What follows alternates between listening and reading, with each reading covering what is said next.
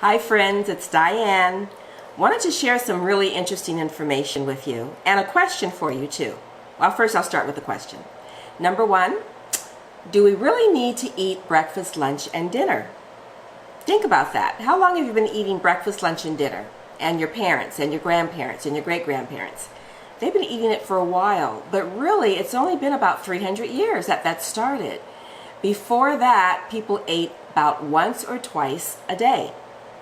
And the reason I'm questioning that is because I ran across an article, and it was a report that the United States Department of Agriculture did in 2011. They did a survey and discovered that the average person eats almost a ton of food a year.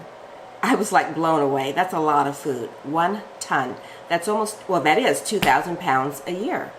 And I know that's not everyone, but the average. And I began to, connect some dots as to why we're having such an epidemic with obesity and being overweight and having a hard time losing weight and keeping it off. So I did a little research and I went back in time and found out that Romans ate 1 meal a day, and it was usually around noontime. They didn't eat breakfast, they didn't eat lunch.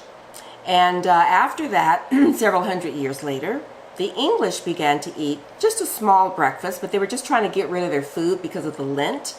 They had too much food and they just wanted to get rid of it, so they started eating a small breakfast. And then the elite of the French added in the dinner at some point down the road. But here we are, 300 years into eating breakfast, lunch, and dinner. And it's not really something that our bodies need. But I want you to take note to this because I know there's a lot of diets out there. Some of them promote eating less food. The only thing I'd like to say to warn you is you really also have to understand the type of body that you have. Now, the Romans and the English and the French, you're talking thousands of years ago, their bodies were much more in tune than ours are. They were healthier than ours are. So you want to make sure that you're a healthy person before jumping into a diet.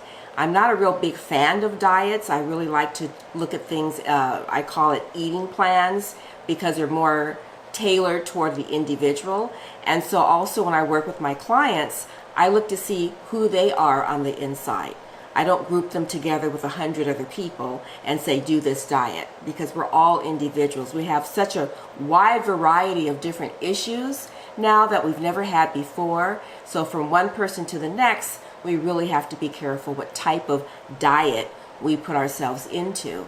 I'd rather look at this as eating plans, and if you want some information about how I work with individuals, just get in touch with me through my web, thegutsylady.com. All right, talk to you next time. Bye.